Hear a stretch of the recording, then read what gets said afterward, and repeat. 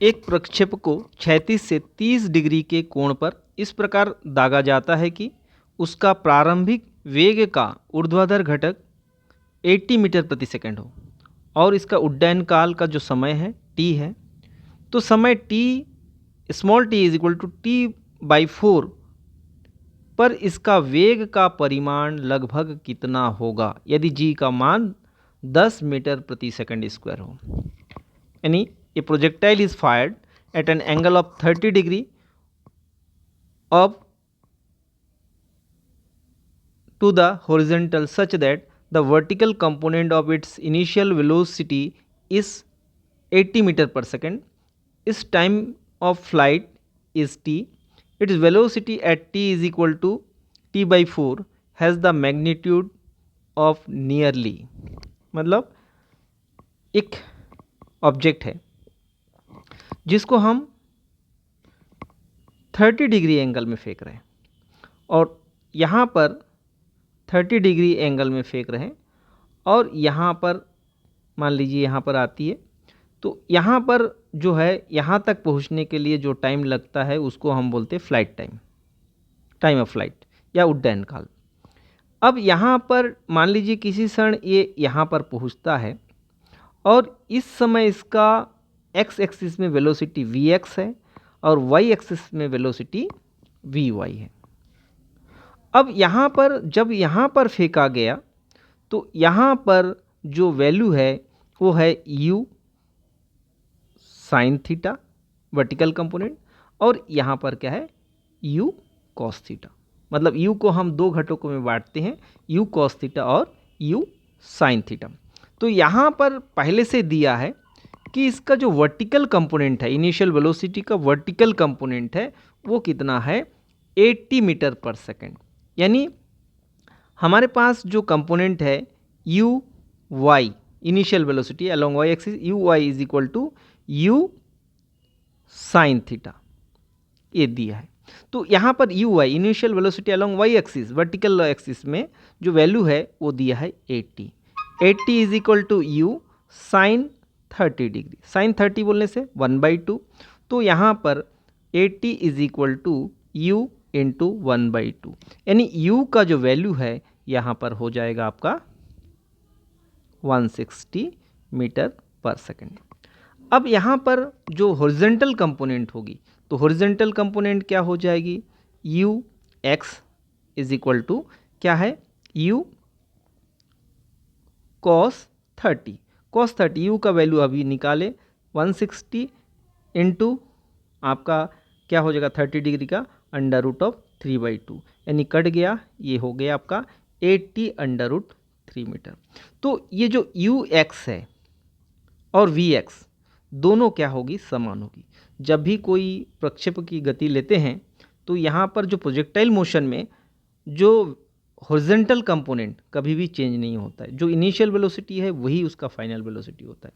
मतलब x axis में जो कंपोनेंट है u cos theta through out motion क्या रहता है कांस्टेंट बना रहता है, तो 80 अंडर रूट 3 हमेशा बना रहेगा। अब आते हैं वर्टिकल में। वर्टिकल में अगर फर्स्ट इक्वेशन ऑफ मोशन ले ले तो v इज इक्वल टू क्या होता है u प्लस AT, तो इससे हम क्या लिख सकते हैं vy इज इक्वल टू, हम बोल सकते हैं vy is equal to uy plus minus g into t. तो इस इक्वेशन में अगर t की बात करें तो t का वैल्यू जो है हमारे t/4 है, तो t का जो वैल्यू है अगर हम निकालें, t का वैल्यू कितना है, t is equal to formula है 2u sine theta sine 30/g, ये वैल्यू है। तो 2u का वैल्यू आपका है यहाँ पर 160 और ये है 1/2 अपॉन 10, तो 0 कट गया, 2 कट गया, यानी t का जो वैल्यू है वो है 16 सेकेंड। मतलब यहाँ से लेकर जब यहाँ तक आती है तो 16 सेकेंड। तो small t is equal to क्या दिया है t/4, यानी ये हो जाएगा आपका 16/4, यानी हो जाएगा ये 4 सेकेंड। मतलब 4 सेकेंड के बाद इसका क्या होगी। तो यहाँ पर जो vy है, vy is equal to ui, आपके पास ui हमने पहले से निकाला था, ui का वैल्यू था 160 यू आई हमने निकाला था, ये है 16 यू आई शुरू से दिया है, सॉरी 160 नहीं 80 दिया है, और ये माइनस आपका जी कितना है 10 और टी कितना है 4, यानी ये 80 माइनस 40 दैट इज़ 40 मीटर पर सेकेंड। तो देखिए ये वाला 40 है और ये वाला आपका 80√3 है, तो यहाँ रिजल्टेंट कितना होगी? तो रिजल्टेंट निकालने के लिए फार्मूला है, क्या formula? v is equal to √ vx square plus vy square. तो यहाँ पर vx का वैल्यू कितना है 80√3 का स्क्वायर प्लस 40 का स्क्वायर, यानी 80√3 करेंगे 86 आपका आ जाएगा 6400 इंटू 3, यानी ये आ जाएगा 19200 आ जाएगा, और ये आ जाएगा आपका 40 का क्या हो जाएगा 1600। तो इसका स्क्वायर रूट आप निकालेंगे, इसका स्क्वायर रूट अगर हम निकालेंगे तो यहाँ पर जोड़ेंगे तो 20800 हो जाएगी, और इसका स्क्वायर रूट लगभग जो है 144.22 आता है, यानी ये जो निकटतम वैल्यू है वो कितना है 145 मीटर पर सेकेंड। आपको पहले यहाँ पर